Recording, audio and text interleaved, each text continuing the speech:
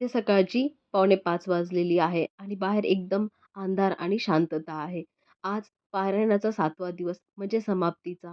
मागच्या 6 दिवसापासून जे मनाला वाटत होतं ना, ते आज वाटत नाहीये. कारण उद्यापासून ही गडबड, ही तयारी नसणार आहे. उद्यापासून सगळं निवांत होणार आहे. इथं मी सगळं घर आवरून घेतलेलं आहे आणि अंघोळ करून पारायणासाठी मी रेडी झालेली आहे. पारायणाला बसायच्या आधी मी मुख्य प्रवेशद्वारावर उंबऱ्याचं हळदीचं लेपन करणार आहे.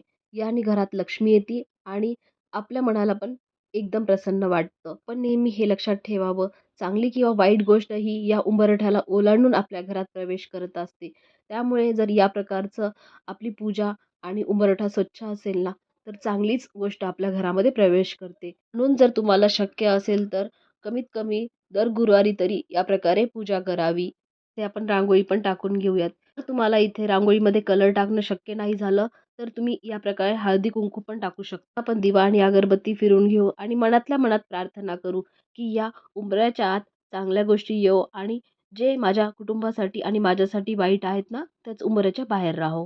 आता आपण इथे गणपती आणि स्वामी समर्थ महाराजांचा एक पंचामृताने अभिषेक करून घेणार आहे. पण पारायण मांडलेलं आहे ना, तिथले देव आणि फोटो आपण पूजा करू शकतो, हलवू शकतो.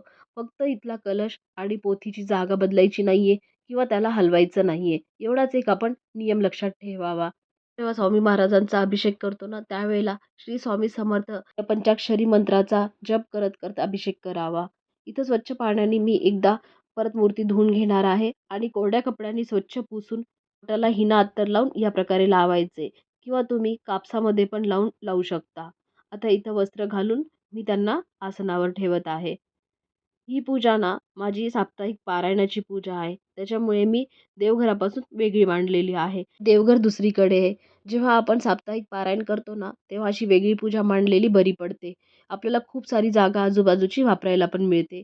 कुठलं एक फळ ठेवायचं आणि या प्रकारे पाणी ठेवायचं. पारायणानंतर या पाण्याला खूप महत्त्व असतं. त्या घरात जर लहान मुलं आहेत आणि ती चिडचिड करत असतील, घाबरत असतील, तेव्हा हे थोडंसं पाणी त्यांच्या तोंडावरती मारलं किंवा त्यांना प्यायला दिलं, तर त्यांची लगेच चिडचिड बंद होते. हा माझा अनुभव आहे. त्याच्यामुळे हे पाणी एका बॉटलमध्ये तुम्ही साठवून ठेवलं पाहिजे ते आणि पाहिजे तेव्हा त्याचा वापर केला पाहिजे. एक आसन पण मी दत्त महाराजांसाठी ठेवलेलं आहे. या प्रकारे आजचा शेवटचा दिवस आहे आणि राहिलेले अध्याय करून मी नैवेद्याची तयारी पण करणार आहे. या प्रकारे पूजा करणं म्हणजे एकदम समाधान वाटतं. शेवटचा दिवस असल्यामुळे ना मन खूप नाराज होतं आणि मध्ये-मध्ये रडायला सुद्धा येत होतं. पारायण ना माझ्याकडनं खूप अचानक ठरलेलं आहे. काही ध्यानी-मनी नसताना महाराजांनी माझ्याकडून ही सेवा करून घेतलेली आहे.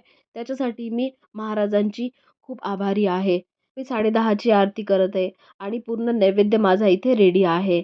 नैवेद्यामध्ये मी आज पुरणपोळीचा स्वयंपाक केला होता.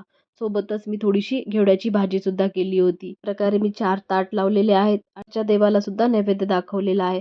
झालेली सेवा मी महाराजांच्या चरणी रुजू करते आणि महाराजांना ही प्रार्थना करते, तुम्हाला जसं योग्य वाटेल तशा वळणावर तुम्ही आम्हाला घेऊन जावा आणि तुमचा हात सदैव आमच्या डोक्यावर ठेवा. श्री स्वामी समर्थ, श्री गुरुदेव दत्त.